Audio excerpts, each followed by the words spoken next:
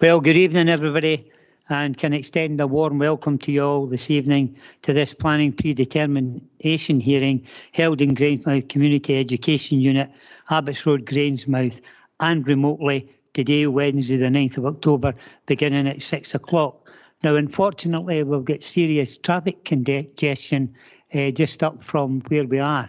So what we're going to do is we're going to hold off for another 5 minutes to allow, we're waiting on the agent and one of the objectors. So we'll give them 5 minutes so you can just bear with us, and we'll start proceedings at 6:05. Thank you. Thanks, Billy. Do we...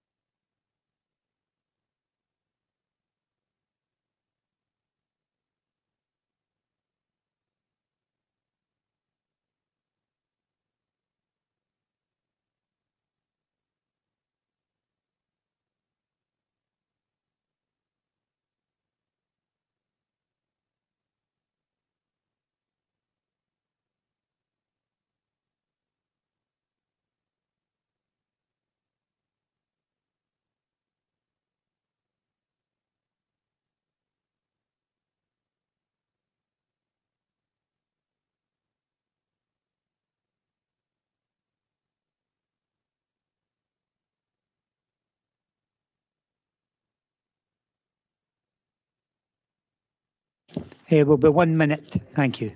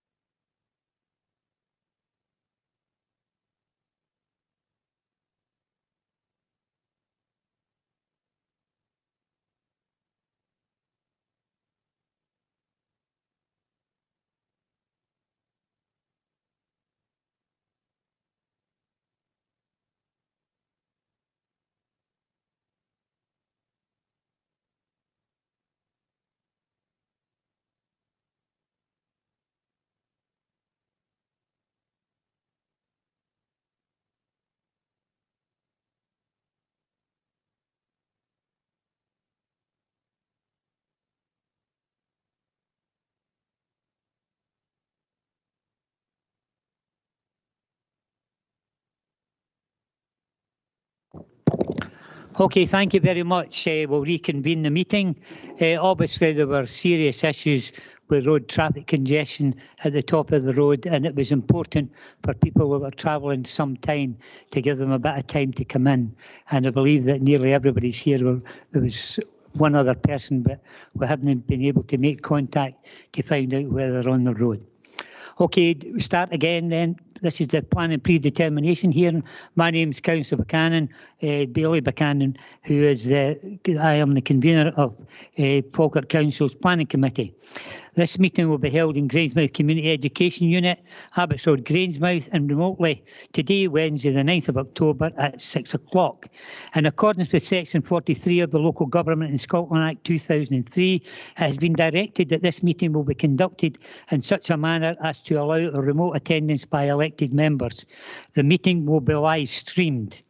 Now, before we go on to the agenda itself, just like to make the introductions, and we'll start with members of the committee that are here, and then we'll go online and members could introduce themselves. Starting away with Provost. Provost Robert Bissett, I'm a member of the Planning Committee. I'm a councillor for the Falkirk North Ward. Councillor James Gare, member of the Planning Committee. Councillor Gordon Forrest, member of the Planning Committee. Now, Laura. Councillor Laura Murtagh. Gary. Councillor Gary Bowes, member of the Planning Committee as well. Alf. Councillor Alf Kelly, member of the Planning Committee. Jim. Councillor Jim Flynn, member of the Planning Committee. Jack. Councillor Jack Redmond, member of the Planning Committee. Is that everybody either here for members or online? We haven't missed anybody out? Nope. Okay, that takes us then to officers, and I'll go from my left. Thank you. Convener Ian Henderson, the Council's Legal Services Manager. Thank you. Kevin Brown, Planning Officer and Development Management. Richard Broadley, Senior Planning Manager. Alex Lewis from Falkirk Council Local Development Plan Team. Bernard Whittle, Development Management Coordinator. Brian. Brian Perry, Democratic Services Manager. Gemma MacArthur, Committee Officer. Carly Tolan, Democratic Services Graduate. And officers online, we've got Gary there. As convener, Gary McGregor, Energy and Design Manager. We've got somebody beside you. Matthew. Matthew Orr, Transport Planning Coordinator. Up the top, David. David Gray, Acting Environmental Health and Trading Standards Manager. Have we any other officers online that we can't see from here? Nope. Okay, thank you. That's the introductions by way. Now we go for apologies. Any apologies, sir? Thank you, Convener. We have apologies submitted by Councillors Sinclair, Colley and Nimmo. Thank you, Convener. Thank you. That takes us to item 2 in your agenda papers, declaration of interest. And just for clarity, I'll read this out. Members should declare any financial and non-financial interests they have in any item of business at the meeting, identifying the relevant agenda item and the nature of the interest. Have we any declarations of interest at this time? No, none intimated.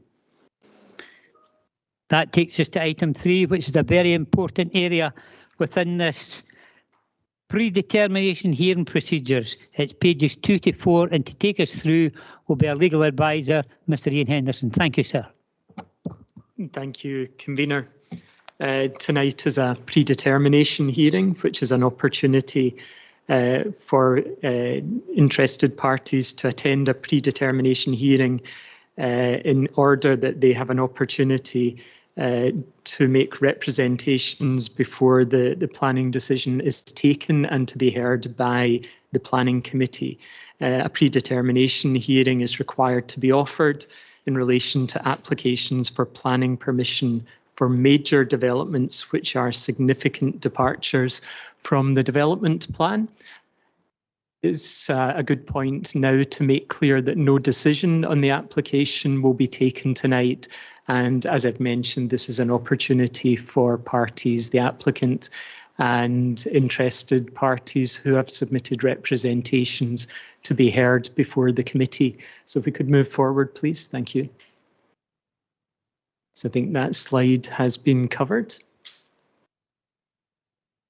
So the first stage in the process is that the convener will ask the relevant planning officer, who's sitting next to me this evening, to present the report relative to the application before the committee this evening. Thank you.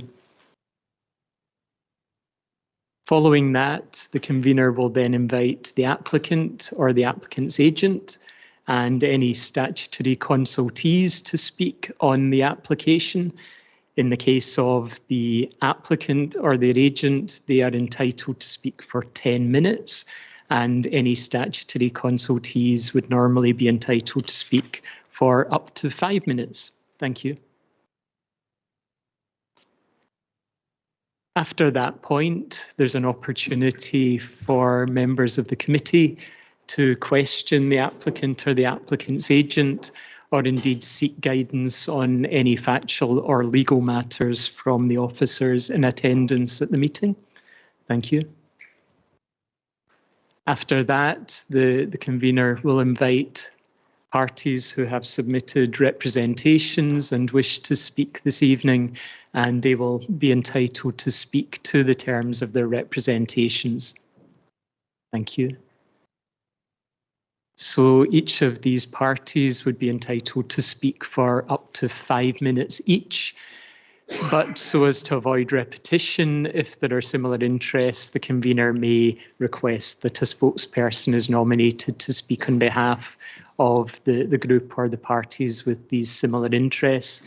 In that case, a spokesperson would be entitled to speak for up to 10 minutes. Thank you. And just amplifying the point already made there, there is an interest of efficiency in the conduct of the meeting, so the convener is entitled to limit the number of speakers that may speak on a particular matter where there may be similarities, or indeed to curtail any speech which is significantly repeating matters that the committee has already heard. Thank you. So following that, the agent or the applicant's agent has a right of reply to any of the points that have been made by any parties that the committee has heard. And then again, the members of the committee have an opportunity to ask any of the parties who may have spoken this evening to ask questions of them, or again to seek guidance on factual or legal matters from any of the officers in attendance this evening. After that's taken place, members of the committee have an opportunity to identify any particular planning issues that they would like to see addressed by officers in the report that will ultimately be brought before the Planning Committee. And after that, the convener will close the predetermination hearing. There are still some slides to come. So this is for all parties to note that there's to be no cross-examination of people that are speaking before the committee this evening, and all remarks must be directed through the convener of the meeting. Thank you. And particularly pertinent given road traffic delays this evening, but if anyone who's intimated an intention to appear fails to appear, the committee may still proceed with the business of the meeting without hearing that person, and we hope that's not the case this evening. Thanks. So yet again, making the point that the convener is responsible for ensuring the hearing is conducted efficiently, having due regard at all times to the principles of natural justice and procedural fairness. Thank you. And I mentioned this at the outset, but for the avoidance of doubt, no decision will be taken on the application this evening, with the matter being determined at a future meeting of the Planning Committee. Thank you, convener. Thank you very much, Mr. Henderson. We got your agenda papers. It's 4B. It's development of land for residential use at land to the north of 41 King Street Place, Glendevon Drive, Madison, for Manor Forest Limited. It's pages 14 to 69, and the report is by our officer, Kevin Brown. Thank you, Kevin. Thank you, convener. This is a major application seeking planning permission in principle for the development of land for residential use at land lying to the immediate north of Cleuch Place, Gannell Drive and King Seat Place in Maddiston. The site is currently open grassland outside of the urban limits and within the countryside. It's bounded to the north by Nicolton Road and to the east by open agricultural land. Members will recall that this application was previously the subject of a predetermination hearing on 17th of January 2023, and as is set out in the section 1.2 of today's report, this application has since been held in abeyance pending the outcome of a recent appeal to the Court of Session relating to key policy interpretation matters associated with National Planning Framework 4. The appeal period for this case has now expired and is now considered appropriate to progress with the assessment of the application before you today. Given the passage of time, it was felt that a fresh predetermination hearing should be undertaken along with additional consultations. Notwithstanding the sisting of the application and in response to the request for additional information arising from the previous predetermination hearing, the applicants have provided us a suite of additional information which is summarised in section 2.4 of today's report. This additional information has been passed out to consultees for comment, and their responses to date can be found summarised in section 5 of today's report. As you can see from the responses, that the out-of-date nature of some of the information provided has not allowed for a full assessment of roads and transportation issues to be undertaken. The information provided has, however, allowed for the Environmental Protection Unit to confirm that noise issues have been addressed, and for SEPA to confirm that they have no objection to the application subject to the imposition of planning conditions. Of particular note in the consultation is the consultation response from Children's Services, which confirms developer contribution requests towards capacity-related investment in nursery school provision, Maddiston Primary School and Braes High School. Also, members will see that at the time of writing the report, we hadn't yet received a response from NHS Forth Valley. I could confirm that as a response on this issue has now been received, and it confirms that a request for developer contributions totalling £1,154 per unit be requested towards capacity-related investment. Section 7 of today's report sets out the points of representation received at the time of writing the report. Members should be aware that since drafting the report, a number of additional representations have been received. As of this morning, the last count that I had was 180 representations, but I believe that may have increased again since then.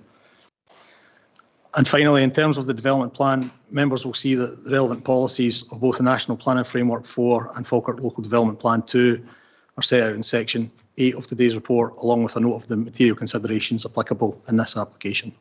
Thank you, convener. Thank you, Kevin. That takes us to number 4 on your planning predetermination hearing procedures, where the convener will invite the applicant or their agent and any statutory consultees to speak in relation to the proposal. The applicant or their agent will normally be entitled to speak for 10 minutes, whereas statutory consultees will normally be entitled to speak for up to 5 minutes. So first of all, I'll ask for the agent. Is the agent with us this evening? If you'd like to step forward, sir.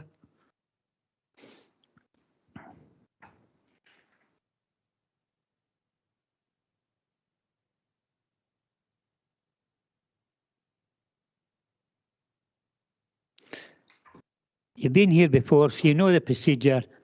Make sure that your microphone's quite close to you, and you'll have 10 minutes starting from when you're ready.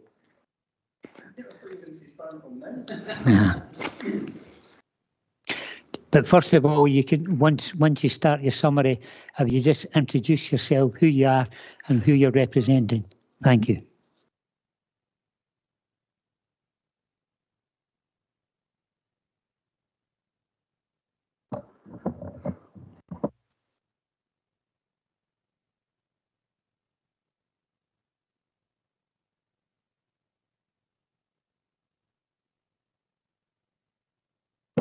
Okay, thanks very much. I'm Ewan Pearson, Pearson Planning, Chartered Surveyors. I've taken over as agent for this application, so I'm speaking to you on behalf of the applicant.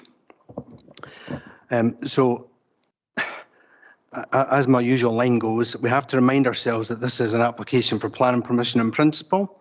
So a lot of the matters that are in Kevin's report are matters can be specified for conditions, you know, like the access, the design, landscaping. All these things are not really in front of us tonight for discussion unless they are related to policy HC01. So this site was promoted through the last cycle of a development plan. It wasn't included by the reporters, but the comments which Kevin's got in his report, I can summarise as that the site offered some scope for development, provided you could overcome reliance on the use of Nicolton Road, that there were additional sites required for the land supply, but the issue for the reporter was the concern about the scale and pace of growth in East Maddiston. So obviously that examination took place over 5 years ago, and we haven't yet started the cycle of the development plan. So the position is that you do not have enough land allocated. Sorry if you've heard this from me before, but that is the position. The reporter confirmed that, and your housing land audit, which was last updated 22-23, and we're now at 24-25. Confirms that position.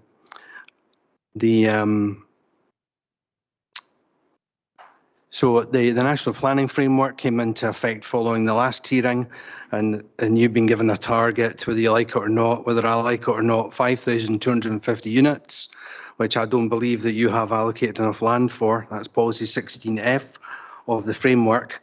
And fortuitously, for my client and for other people promoting land, your policy HC01 in the LDP allows, well, it doesn't allow, but it says that you will maintain a minimum 5-year land supply, and it allows for other sites that are not allocated. There are sites allocated in this part of Maddiston, East Maddiston. It allows sites to come forward if they are sustainable and of a suitable scale. Those are the two tests in your policy. So Kevin, if I just turn quickly to Kevin Brown's report, it's disappointing again that there's no kind of assessment about compliance with the development plan. He identifies 20 policies in the framework and 24 policies in the LDP, and I would put to you that most of them are relating to what we call matters specified in conditions. If I can turn quickly to the consultees, the engineering design unit, they seem to be fixated on delivering a link to the A801, which of course, if you look at map 5 in the development plan is only a junction, and it is to serve allocations H18 and H54. There's some reliance on that previous framework, which is not part of the development plan. The 2016 guidance, that was not adopted as part of the plan, so that's spent. They mentioned the TA. A TA was done. Admittedly, it was 10 years ago. A TA which shows that 212 units, which is probably the maximum capacity of the site, I'd put it around 200 units, can be accommodated on the existing road network, particularly off Glendevon Drive, which is designed to be a distributor road. A road that you won't have gone unnoticed that it was my client that paid for that road and constructed that road all those years ago. Transport planning, again, they don't really like the TA that's been done. I get it. They say the base data is 10 years old. I get that. Don't criticise that at all. But you've got to remember there's been very little change in this area in the last 10 years. Miller's built some houses beside the police station. There really hasn't been any significant change that I can see. I mean, I'm not a transportation expert, but not that I can see would justify an argument that you throw the data out. So you have a TA and it says it's okay. Again, transport planning, they're fixated with this A801 link, which isn't in the plan. There's criticisms about what I would call the sustainability of it. Going back to HC05, they're saying there's no bus stops, that people can't walk easily within 400 yards. Well, of course, that's easily fixed. It's a distributor road. Buses can get down it. They can put bus stops. They can change the bus routes. You know, that is not something that is insurmountable. And in fact, you know, if children come forward in this development, your school buses are going to have to go down Glendevon Drive to collect them if they're going to St Mungo's, for example, which is on the other side of Falkirk. I'm getting through it. As we've heard, environmental health, no objection. Scottish Water, no objection. SEPA, no objection. Education, yep, fine. They're looking for contributions for primary and secondary education. That's fine. Kevin brought something in about the NHS. I've not seen that, so I can't comment on that. But again, appropriate developer contributions, never a difficulty if they're properly justified and they're properly costed. Scottish Natural Heritage, they have not objected either. So 3 minutes. So, okay, so just to go back to the beginning, this is an application for planning permission in principle. Policy HC05 says the tests are sustainable and suitable scale. I think I've demonstrated that it's a sustainable location. Let's see, we've got a primary school, we've got a community centre, Madison Church, Rumford Chapel, Dean's Pharmacy, a shop at Rainhill Avenue, a petrol station, a shopping parade next to it. All these daily needs are within 20 minutes. And it's not 20 minutes walking, it's 20 minutes cycling as well. And not as one of the officers thinks, 10 minutes one way and 10 minutes back. So I'd say it isn't a sustainable location. Regarding the scale, well, it's 200 houses. That's 4% of the overall target that you've been set. I mean, I guess the people living there, 200 houses is a lot of houses, but it's not 1,000 houses. It's not a strategic development area. It's not like Winchborough in West Lothian, 2,000 houses. I think the scale is appropriate. You can certainly get more than 200 houses on this site. And you've got to remember, you know, a quarter of them are affordable houses, and it's better that the space is given in the scheme to provide houses rather than 4 in a blocks or 6 in a blocks. So I believe that the scale is appropriate. 7 minutes 54. Okay, I think that's me. I rattled through that. You did well, and you timed yourself. We were timing you as well, by the way. Okay, thank you very much for that, sir. It's now an opportunity for members of the committee to ask any direct questions to the agent in terms of his submission, and I'll go straight to Councillor Forrest. Thank you, convener, through you. You've actually said 200 houses. And the last few minutes you mentioned that there wasn't 4 in the blocks type housing. So these are actual houses. And the affordable houses will be houses too, I take it? Yeah, this question comes up a lot. Obviously, this is a matter for the conditions, but if the housing department identifies that the housing need in this area is family housing, 2 3-bedroom houses, rather than flats, then yes, there is enough space to deliver those houses. Right, thank you. The access road, I remember that in the original plans that there was going to be a roundabout on the main drag down from Bowhouse roundabout down to Lethallen. Is that still on the plans? There's not been a layout submitted with this application. Are you talking about the application in 18, which was for 48 houses? No, I was talking about the last predetermination meeting. I asked specifically that, and so I believe did Councillor Redmond. And that was one of the things that was mentioned, a roundabout on that road. However, let me try and answer it then. Which road were you saying the roundabout? The main drag from Maddiston Road. From the top of Bowhouse roundabout down to the 801. Thank you. Are you saying the junction on the A801? No, I'm talking about the 801.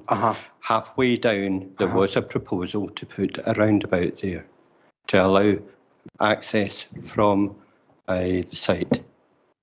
I take it that's changed. That is in your local development plan on map 5, a new junction to serve East Maddiston. And this is the one that was proposed that would be used? No, it doesn't need to be, because the TA has demonstrated that Glendevon Drive. Well, that will be sufficient for 200 That's houses. sufficient for 212. There was the question before about Nicolton Road, but that's not going to happen. That's not suitable. No. For any traffic. I wholeheartedly agree with you for that. Flooding risk from the Gardram burn. That was the other major concern the last time. Given that the development has started further down at Gilston, and the water from that runs down to Gilston, I'm just wondering what what plans you're going to have for safeguarding the flooding area in there. Well, SEPA hasn't objected. So SEPA's view is that it's not at risk from flooding. There is a little bit, because of the contours, there's a little bit in the middle of the site, there's water flooding. But obviously when you design the development and you put in the houses and the play areas and the landscaping, and you've got an obligation to SUDS, you're not going to be discharging into the burn. No, that's not going to happen. Scottish Water won't let you do that. And you won't alter the flow of the burn? It won't alter the Gardram burn, no. That's it. No, because Thank that's you. outside the site. Okay, thank you. And that's all from me. Thank you. Thank you for your input, sir. I'm looking online. Is there any questions coming from online to the agent at this stage? No. Daily Care. Probably just one question. You mentioned in your statement regarding the roundabout at Glendevon Drive, and that your client put that in. I don't know if you know the answer to this, but why would he be asked to put that in if there wasn't a future plan for housing in that area? Well, my client's got other land in the area. In fact, my client's got one piece that is zoned. It was under option to forget who it was. but it has got allocated land there. So the road serves that land. I mean, the roundabout's got 4 exits. So it's clearly meant to serve 4 bits of ground. It's just that at the moment, all the plan is allocated as this bit here and not this bit over here. I don't know if that answers your question. It kind of does. The reason I'm asking, I know where it goes to put a roundabout in. That would be absolutely fortunes. That's millions of pounds to put that in. And obviously I wasn't a member of the council at that time when they put it in. But probably not a question for you, probably a question for the officers, because I'm going to ask if at any stage where the council give any instruction, if the council's asked them to put it in, what was the reason they asked them to put it in? But it's probably no you that asked it, probably officers. But what I can say is obviously there's the school that Madison, the site that Madison Primary School on was sold by my client to the council. So there's a long history of cooperation, lack of cooperation, whatever you want to call it. There's a big history to this area. Thank you very much. Hey, Councillor Redmond. Thanks, Convener. Just on, I was looking at the trees. I'll see what it's called again. The tree survey. There was a good few Category A trees in the site. It was just to see, what do you think it would be possible that all these trees would be protected? It's in the tree survey and agricultural constraints report. I mean, absolutely. I mean, there's an obligation in the MPF for biodiversity net gain. It's not a question of removing trees. It's a question of providing more habitats. So yeah, it would. Yeah, absolutely. Right, that's good.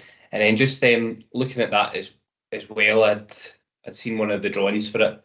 The road sort of goes to the roundabout, then looks back up, and then rejoins at, is it Nicolton Road? I was looking on Google Maps and Nicolton Road seemed a bit tight. As part of this project, would Nicolton Road be getting upgraded or widened? No, Nicolton Road is not appropriate for any vehicles. As bad enough as it is. No, the TA has modelled the fact that everybody would come off the distributor road roundabout. It's just that I'm looking at it now. It goes for the roundabout and then it seems to look back up to Nicolton Road, but obviously maybe that's not going to be the case. The other question I had, it was good that you've got quite a few things that we'd asked for at the last hearing, but I noticed there's still not a coal mining risk assessment. Is there any reason why that's not been provided yet?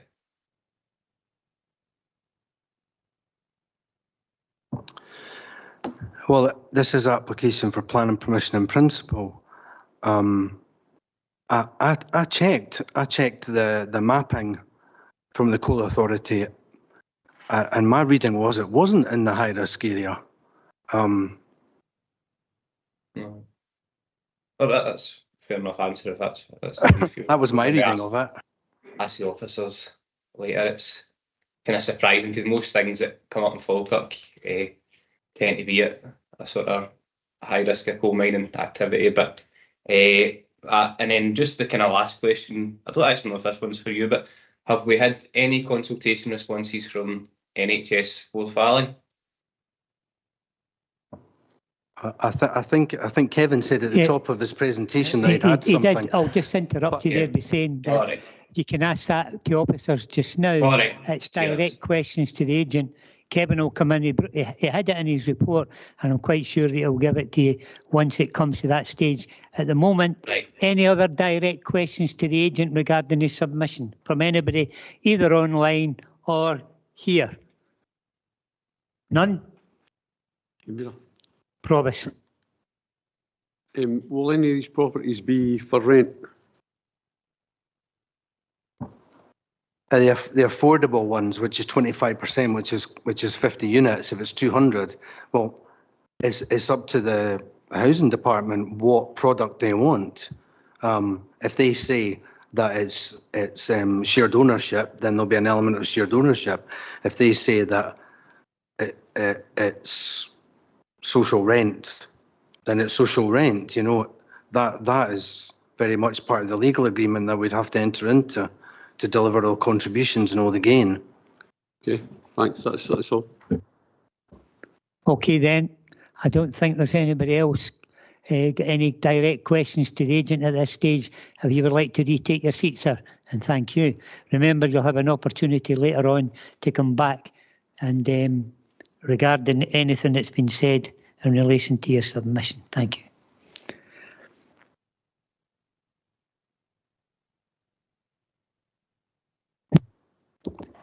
Just to clarify for the record, have we any statutory consultees with us? Because there is an opportunity to ask questions of our statutory consultees, but I don't believe we have any. Just for the record, none. Okay, then, thank you very much. So we went through procedure 4, which is inviting the applicant and the agent to speak. Then we went to stage 5. The members of the committee are invited to question the applicant, agent, statutory consultees and may seek guidance on factual legal matters from the officers after each presentation. Now, this is an opportunity for members to ask any legal or factual information questions to officers at this stage. Councillor Redmond, do you want to come in relation to your question? I'll ask it again. Have we had the NHS Forth Valley consultation back yet? Kevin? Thank you, Convener. Yes, the NHS Forth Valley responded to consultation after we had drafted the report. They've requested a developer contribution of £1,154 per unit towards capacity investment. Thank you. Daily Care, at this stage, regarding your question to officers in relation to the historical impact to that roundabout, which has been there for a considerable period of time. Yes. With regards to the roundabout, probably you were in the council at the time, Kevin, when it was built.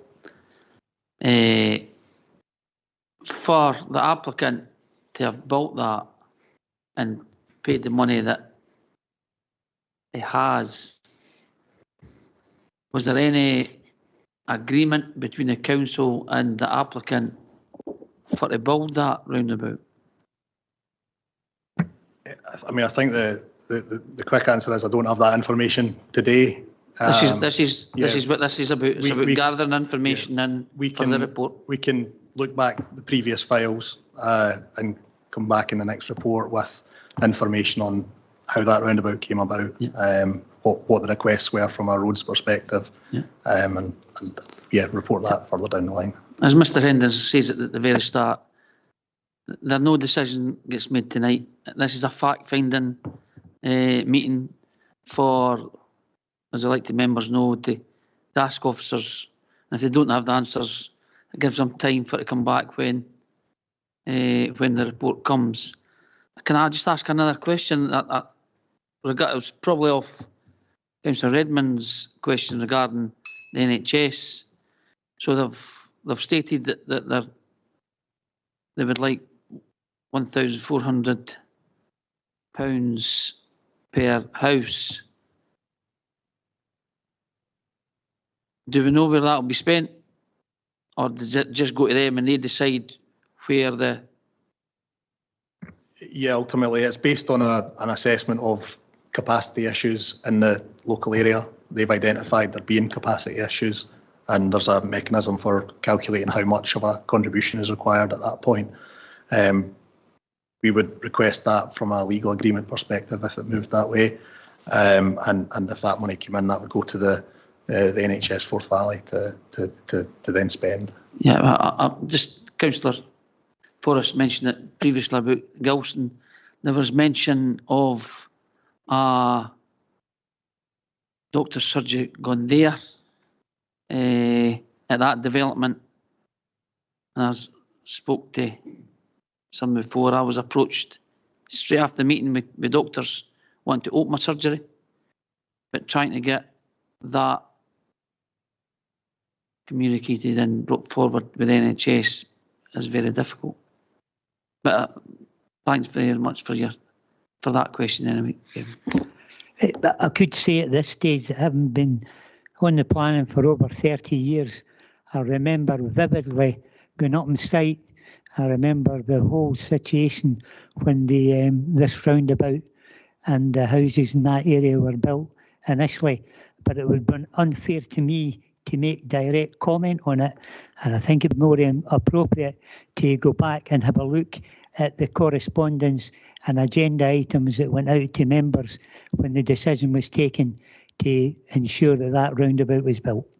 Okay, thank you on that. Okay, any more questions? We have no statutory consultees. It's now an opportunity. Any other questions? Councillor Bowes. Thank you, Convener. There was a question earlier on about mining in the area. 5.4 does tell us that there's part of the site has got a development high risk area.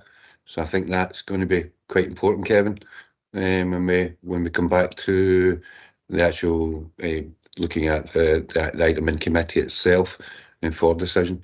It's just I felt as if it was sort of played it wasn't too bad, but it does state in there it's actually high risk. Okay. Has Councillor Murtagh got her hand up? No? I do. Is that you done, Councillor? But sorry, your hand's still up, so I was just checking. Okay. It was actually a question to sort of transport planning, because the transport assessment was mentioned quite a few times in dispatches there, and it's obviously it is admittedly a long time ago that it's been done, and we know perhaps there's been a small amount of development in that area, but there's obviously been a lot of transport changes themselves, particularly in public transport, and I wondered whether transport planning could give a little bit more information about the assessment and why it's so out of date, and what would be the ideal, what would bring it up to date in terms of when we get the planning report through. What are the kind of reasons for the assessment behind that as things stand? Okay, thank you. Who's going to answer that? What officer? I can answer that, sorry. Matthew Orr, Transport Plan. Fine, thank you. Hi. So there was two documents put forward with the plan application. There was a transport assessment that was linked to a previously withdrawn plan application, and that was using 2013 data with a 2017 design year. And then there was also a transport statement which was submitted in 2018, which was actually produced for another plan application which was refused in the past. So, and that was also based on data that was from 2013, I believe. So presently we're now 11 years, and that obviously raised concerns about the relevance, and there's been quite a significant change in transport patterns since COVID as well. So we'd be looking for an updated transport assessment. There was a scoping exercise undertaken by the applicant or previous applicant representatives in 2022, which we responded to, setting out what we require in any revised assessments. We're still awaiting that information. Okay. Thank you, that's helpful. Thank you. Thank you for your input. Now, any other questions at this stage to officers in relation to the procedures as it went? Councillor Forrest. Thanks. It's to roads. If I could get someone to answer something. It's just something that's puzzling me, that the roundabout is up to, the traffic that the roundabout could handle up to 200 units, which the agent had said was fine, and I agree. But today we had a meeting and we were talking about parking, and most of the homes that are in Falkirk have got possibility of having 2 or more cars. That would take the number of cars and vehicles on the road up to that point up to in excess of 400. And while the roundabout itself may be okay for handling that, what about the roads roundabout? Because the roundabout itself is fine, but you go into some of the other roads, they get very congested. We've seen that tonight. So I'm just wondering if I could get some clarification from the roads, if that would be something to take cognizance of. Thank you. Gary, would you like to come in on this issue? I know that Craig's not with us at the moment. Yep, happy to answer that, convener. Through yourself, Councillor Forrest. It's really, really difficult for our road development control team to provide detailed and accurate responses on this one, unfortunately. For a development of this scale, the road infrastructure and any necessary access points and egress points and connections would be determined by an up-to-date transport assessment, which we don't have, which would come back through our transport planning team at this moment in time. But previously we have our road development control noted back in January 2022 that usually for a development with over 200 houses, we would require more than a single access point. And obviously there is a roundabout that up Glendevon Drive at the moment. So that was why we have made comment on the Maddiston East framework that takes us out to the east to the 801. Thank you. Is there no more questions? It's an opportunity now for objectors or supporters to speak in the submission of the representation.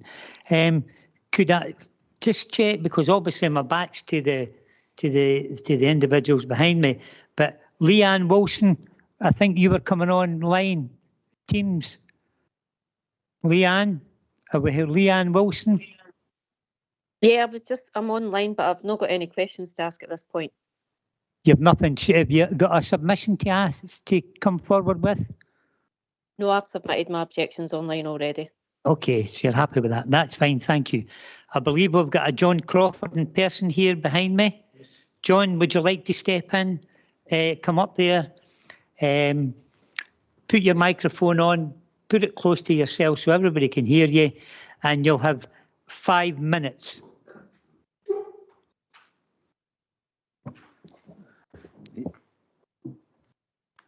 Firstly, I'd like to thank the committee for allowing my objection to be heard. Certainly, yeah. Is that better?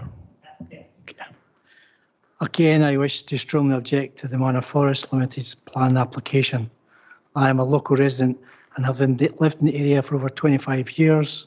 The last thing this area needs is more housing, with housing developments nearby just completed or nearing completion.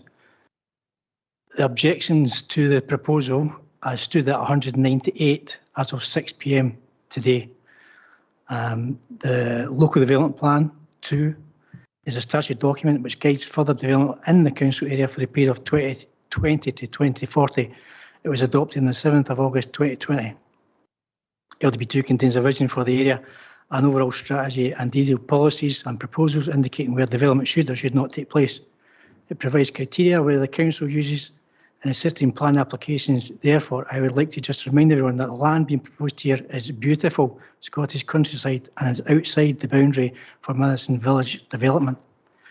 There are already 4 areas of land adjacent to this proposal earmarked for future house building: H13, H15, H18 and H54. There is also H17 available just off Villa Road. H14 and H16 have just had developments recently completed by Persimmon Homes at Parkhill Meadow Estate on the Villa Road, which is approximately 60 houses. H57 was approximately 100 homes which are nearing completion by Miller Homes at Station Bray, which is a large site recently vacated by the Fire Brigade HQ.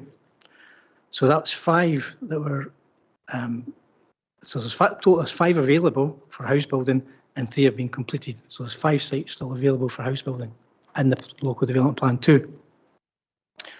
House building itself brings a level of disturbance to the local residents during constructions. Local residents have faced continually over the years. If this plan application was approved, there would be a demonstrable impact on the local and surrounding areas of the following: the loss of the village feel and the semi-rural location, and one of the reasons I live there.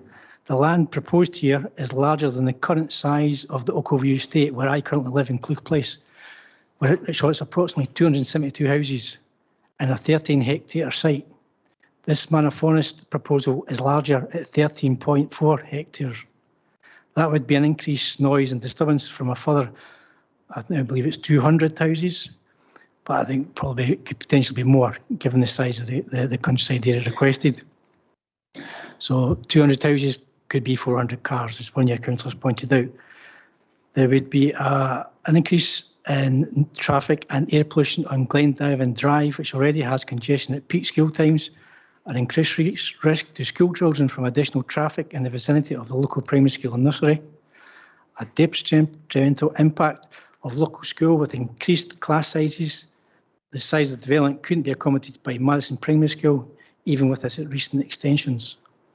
There'd be a detrimental impact to locals' doctor surgeries, where we already struggle to obtain doctor and other health-related appointments.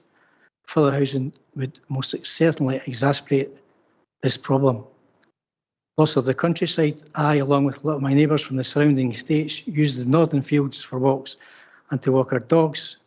This area was used extensively during COVID for people to get out for walks. Nicholton Road was temporarily closed to traffic due to the number of families, children and dogs using the area. Also, there's loss of wildlife. Regularly see foxes, rabbits, badgers, squirrels and the occasional deer in the northern field. Oak trees. There are 16 large, mature and majestic oak trees in the northern fields, 11 of which are along the northern field boundary, along before you hit Nicholton Road. The proposed link road between the southeast section and the northern part of this site would result in the loss of 2 of those mature oak trees, as far as I could see. There's a lack of detail within the proposal itself, and I've looked at it again today. The majority of the supporting documents provided are over 10 years old. Lastly, obviously, there was a lot of discussion about the size of the roundabout and the roads coming off it. So if the proposed development ahead, then the one access site in and one access site out.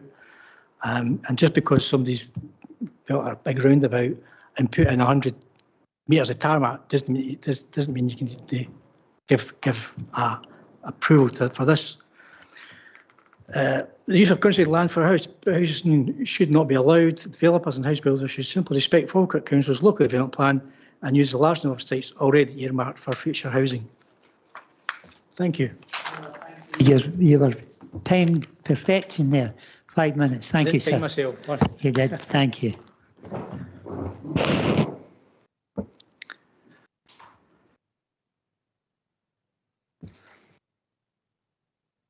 Is Mike Williams with us? Just to clarify, not with us. Rachel Wilcox? Rachel, would you like to step up and speak? Covered everything. Okay, thank you very much. Have we a Ken Anderson? Would you like to step forward?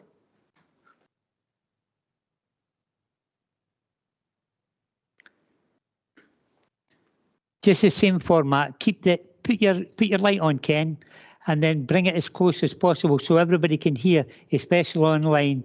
And you'll have 5. Thank you. I've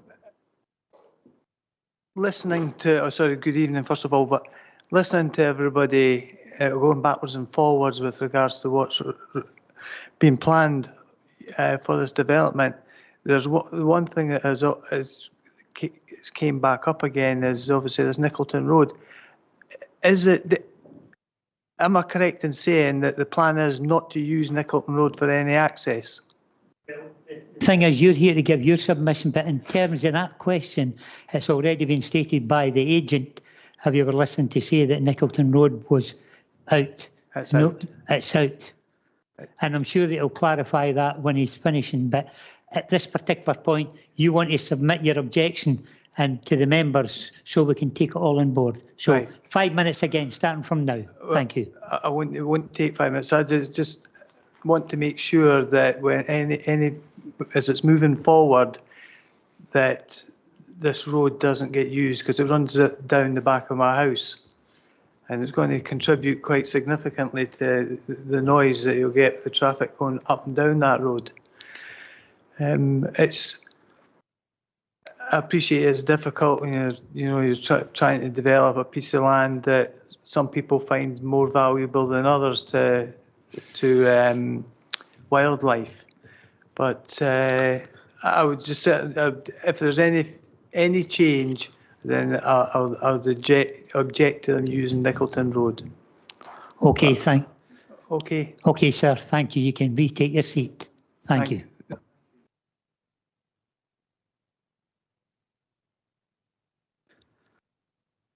Thank you. Right. Just for clarity and for the minute, have we anybody else that's made submissions in terms of objections that are here this evening and would like to speak? No? Okay, fine. Thank you for that. And apologise for my back being to everybody, but that's just the situation because of the remote. Right, that takes us to, in the procedures, that takes us now down to 8, where the applicant's agent will have the right of reply to any points raised by any party heard by the committee. So if the agent would like to step back up.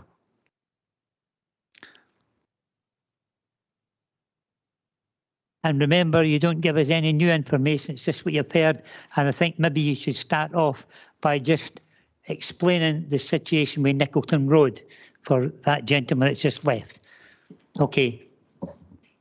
Yeah, so I can categorically state that there will be no access or egress onto Nicolton Road. It's not capable. And the reporter did say that the LDP, as I mentioned earlier, that that was just not gonna. It's just can't be overcome. Okay, right. So the NHS contribution thing. Obviously, I've not seen what Kevin's received. I would be pleased to see it, but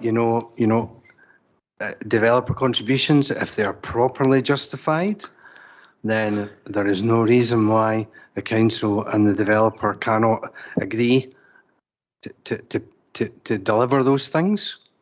I'm of course conscious that now the Scottish Government's doing the community infrastructure levy proposals, so that NHS and things like that may be picked up as we go on with this, if we're going on with this at a later date. Just remind everybody, this is planning permission in principle. I hear clearly what the transportation people say. They're not happy, but it's planning permission in principle. The number of units, the layout, the access only being off the roundabout, it can all be reassessed. Safety audits can all be done. That's all matters specified in conditions.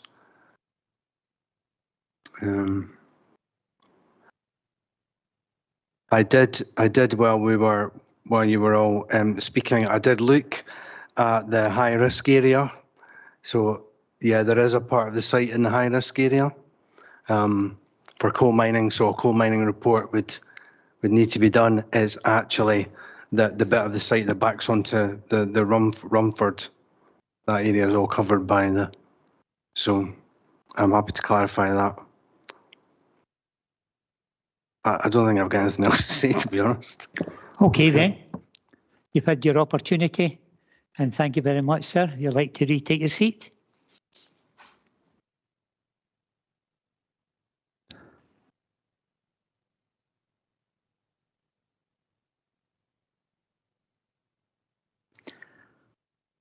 Okay, that takes us in procedure down to 9. The members of the committee will be invited to question any party head by the committee or may seek guidance on factual or legal matters from council officers after each of these presentations.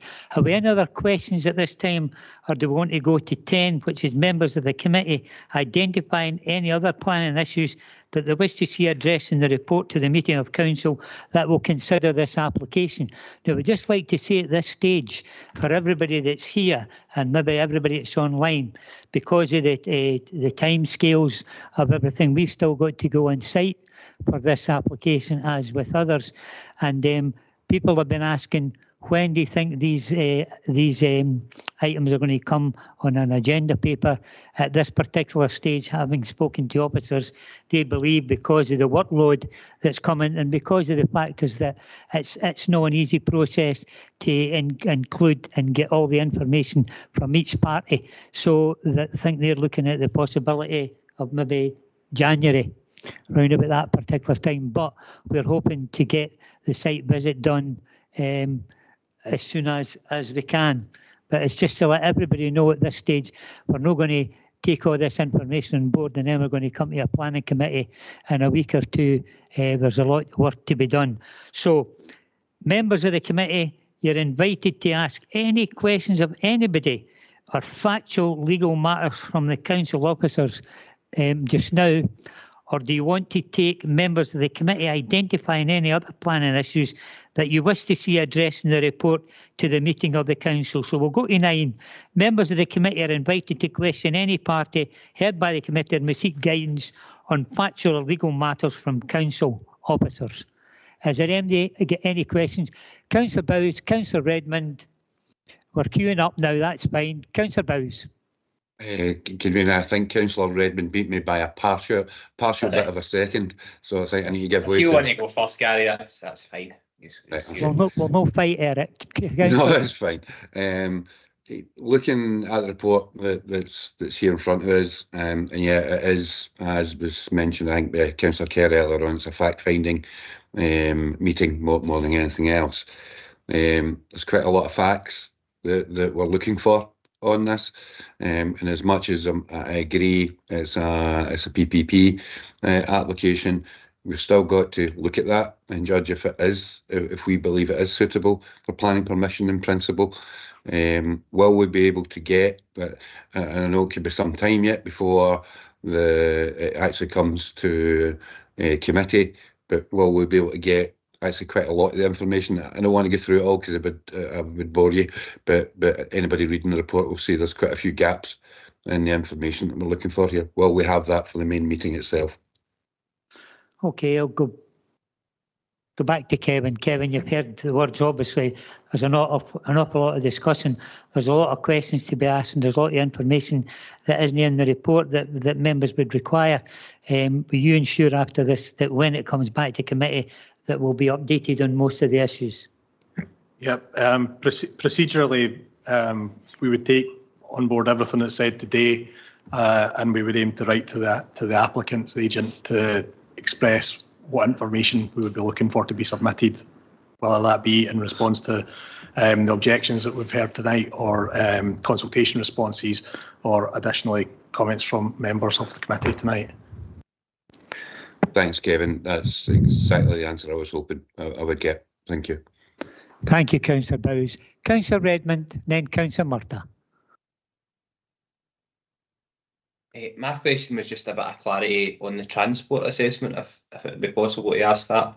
It was on, I think it's page 4 of it. I don't know if it's possible to get it up, but it was to ask what that road was called. That obviously it starts at the roundabout and then it joins up with another road. It was to inquire what that road is. Gary, you want to come in this one? Do you understand it? I think I'll try and answer it, Convener. Right. So, Councillor Redmond, you're talking about figure 1.2 on page 4 of the transportation assessment. Is that right? Yeah. So there's a drawing. So are you talking about the yellow road to the north of the red hatched area that says site?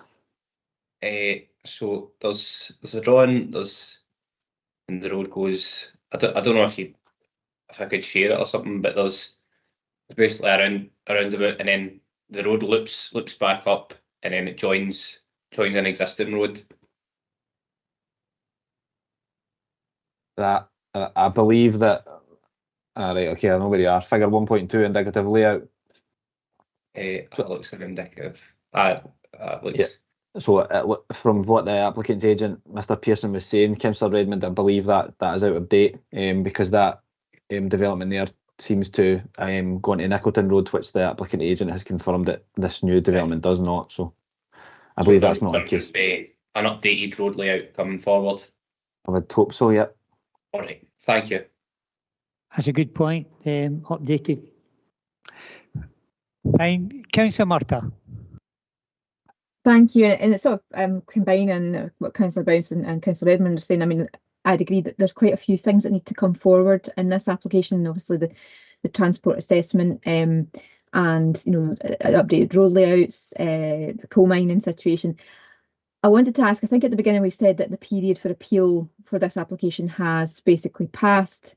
So, I suppose what we don't want is we don't want to get to committee with an incomplete report because we're waiting for information from the applicant, because that does seem there seems to be quite a lot in that side rather than just from our officer side. So what is the situation with that? Can we I don't mean delay until we get all that information, but I wouldn't like to see information the report be tabled without this information and then we just have to continue it. So can we effectively keep going with this until officers are happy with the information if it's past appeal? That's a very good point. I think we've got the applicant and the agent here with us this evening, and there's a lot of information that Kevin has said in his report that we're still waiting for, and I'm quite sure it would be to everybody's benefit that they ensure that this information is compliant and it's put before us at the next report. It makes sense for everybody. So a good point. So Any other points? No, just on that waiting time. So it is past appeal, so there's no risk for us of saying non-determination, or it can go to appeal if we're, that's the position that we're in just now. Okay, good point. I'll bring in Kevin on this one and then we'll go to Bailey Care. Kevin? Yeah, we can confirm it's past the point where they could appeal against non-determination. So it's up to the council to decide at that point how they determine it. Yep. Good point, Councillor Murtagh. Bailey Care. Thanks, Convener. And it has been highlighted by numerous people tonight. It's a planning permission in principle. Some of these reports that could potentially have been asked for are actually tens of thousands of pounds. So if we decide that we want these reports, then we come back and it's refused, all right, it's not my money, but somebody's paying that money out.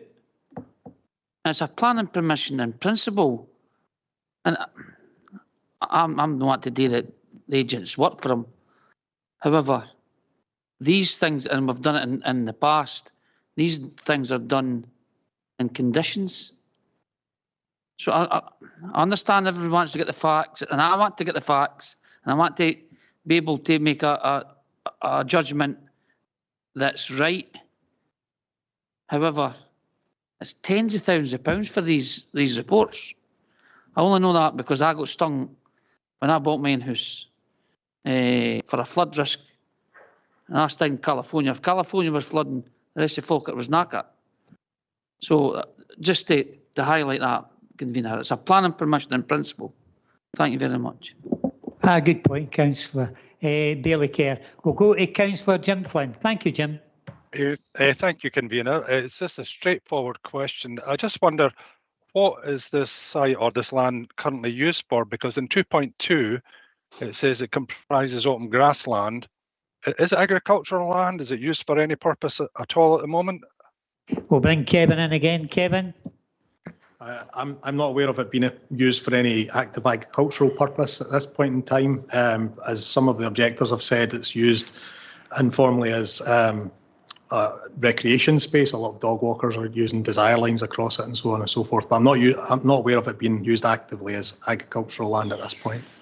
So it's just open, well, not wasteland, but just open land, as it were. Just yeah, okay. Yep. I guess a site visit will clarify that nearer the time. Yep. Thank you, convener. Thanks, Kevin. Thank you for your input. As you've already said, we're still going to go on site, and a lot of questions can be asked when we're there. Councillor Forrest. Thanks, convener.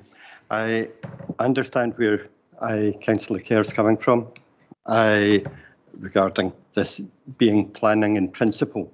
But the thing is, we cannot decide correctly without knowing some of these facts.